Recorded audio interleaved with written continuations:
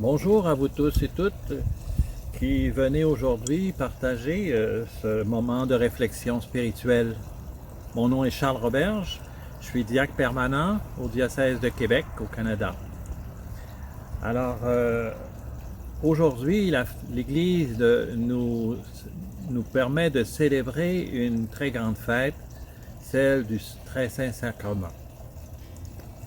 Je voudrais la regarder, cette fête, non pas sous le sens profond de ce qu'est l'Eucharistie comme sacrement, mais je voudrais la regarder avec vous en rapport avec ce que nous vivons maintenant. En quoi l'Eucharistie peut-il nous aider dans ce que nous vivons mondialement, cette épreuve de la pandémie? Alors, frères et sœurs, dans la foi chrétienne, le peuple chrétien chemine actuellement avec tous ses frères et sœurs humains à travers une pandémie aux conséquences déconcertantes. Toute l'humanité en est affectée. Des milliers de morts, des millions de nouveaux chômeurs, des comportements sociaux nouveaux. Les pays se défendent par des incitatifs financiers énormes. L'économie est en péril, l'équilibre du monde est mis en danger. Et il met son espoir dans la science et les secours économiques, comme panacée à tous ces maux. La science ne peut pas échouer à trouver un vaccin, croit-on. Tout le monde en est convaincu. C'est la foi du monde. Il croit en la science et l'économie pour sauver l'avenir de l'humanité en marche vers un destin d'autosuffisance toujours plus lumineux. Tout l'espoir de l'humanité est là, dans ces deux divinités, l'économie et la science. Alors voilà pour la mise en situation de notre réflexion d'aujourd'hui. Regardons ce que nous disent les textes liturgiques maintenant. On lit beaucoup le mot chemin, cheminement. Les textes liturgiques de ce dimanche nous parlent de cheminement difficile. En premier lieu, c'est un cheminement au désert, où la nourriture pour la route, le secours dans l'épreuve pour le peuple juif sont difficiles. Et pour le peuple chrétien, ces textes célèbrent le Saint-Sacrement, l'Eucharistie, pain descendu du ciel, nourriture céleste pour soutenir la marche ici-bas. Le cheminement spirituel de ceux qui croient en Dieu le Père et en Jésus, son Fils, descendu du ciel pour nous sauver. Un cheminement qui n'est pas facile lui aussi et qui demande une foi solide pour affronter tous les obstacles sur notre chemin d'aujourd'hui, notre chemin spirituel. Alors regardons la première lecture. Alors il s'agit du peuple juif. La première lecture parle de la longue marche de ce peuple dans le désert, de ces gens qui doivent passer par la pauvreté, par la faim, par la soif, le danger, afin d'apprendre à tout attendre de Dieu, à lui faire confiance en tout, même pour la nourriture, le breuvage et la sécurité de son salut. Ils font un apprentissage, c'est pas facile, et découvrent des choses inconnues des hommes avant eux, c'est-à-dire, c'est lui, Dieu, qui dans le désert t'a donné la manne de cette nourriture inconnue de tes pères. Le peuple découvre qu'il est un peuple, avec une identité propre et unique, le peuple de Dieu, Israël. Le psaume nous dit « Pas un peuple qu'il est ainsi traité, nul autre n'a connu ses volontés. » Un peuple pas comme les autres, créé par l'intervention divine. Il révèle sa parole à Jacob, ses volontés et ses lois à Israël. Il y a une intimité, une relation entre Israël et Dieu, et c'est Dieu qui prend les devants.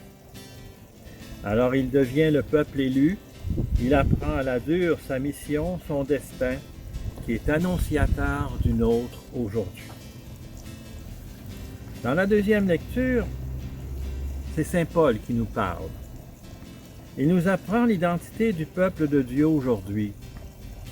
Alors pour lui, le peuple de Dieu, c'est ceux qui, pour se soutenir dans leur pèlerinage terrestre, mangent la même nourriture, boivent à la même source, soit le corps et le sang de Jésus-Christ, cette nourriture qui transforme en un seul et même corps ceux qui s'en nourrissent. Il dit, la multitude que nous sommes est un seul corps, car nous avons tous part à un seul pain.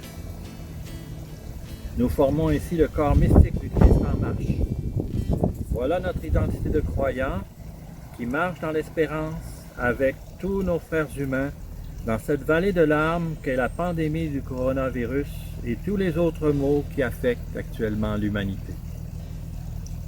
Passons à l'Évangile maintenant, où on rencontre Jésus.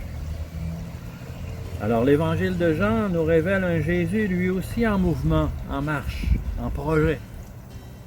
Jésus marche du ciel vers les hommes pour créer et soutenir un peuple nouveau dans ses efforts de marche ici-bas par une nourriture spirituelle et divine.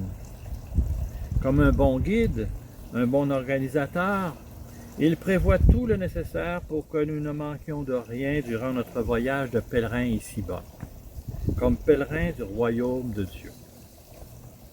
Le Seigneur nous dit, « Moi, je suis le pain vivant qui est descendu du ciel. Si quelqu'un mange de ce pain, il vivra éternellement. Le pain que je donnerai, c'est ma chair donnée pour la vie du monde. » Quelle belle promesse, quelle belle réalisation. Le Seigneur nous dit, il vivra éternellement. Qu'est-ce qu'il veut nous dire? Qu'est-ce qu'il nous signifie par là? Il nous dit que le croyant que nous sommes, que je suis, marchera, qu'il aimera jusque dans la mort et dans l'éternité. Que rien ne peut l'arrêter de croître, de grandir, de s'épanouir spirituellement dans l'amour de Dieu et des hommes, ses frères humains. Même pas une pandémie de coronavirus, même pas la mort. Oui, c'est une longue marche dans le désert que nous faisons ici-bas avec nos frères et sœurs humains. Les dangers sont nombreux. Il nous faut passer par bien des épreuves pour entrer dans le royaume de Dieu, nous dit l'Évangile.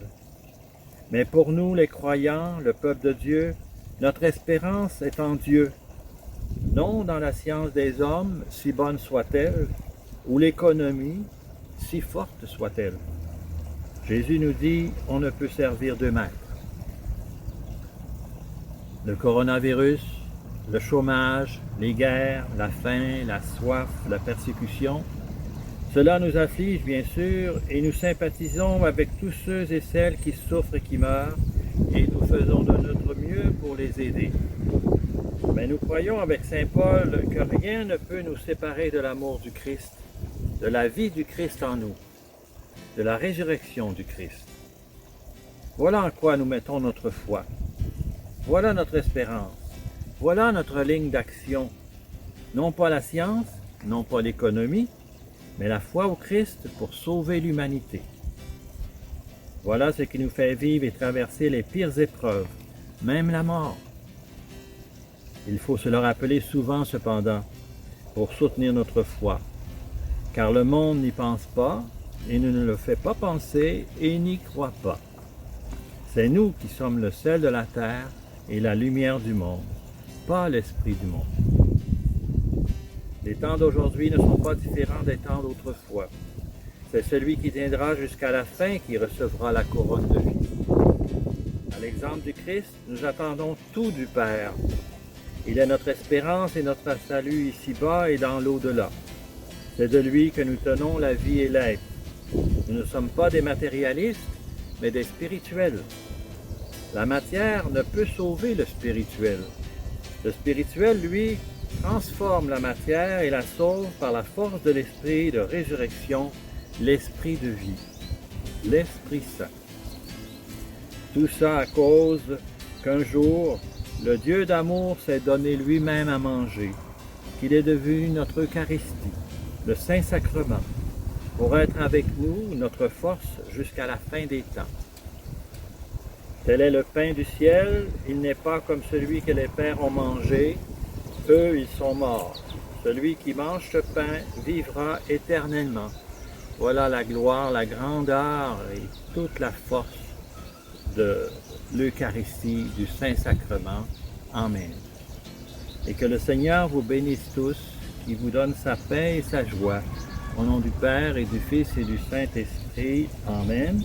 Et je tiens à vous remercier toute l'audience, tous ceux qui écoutent Diaconando TV. Au revoir.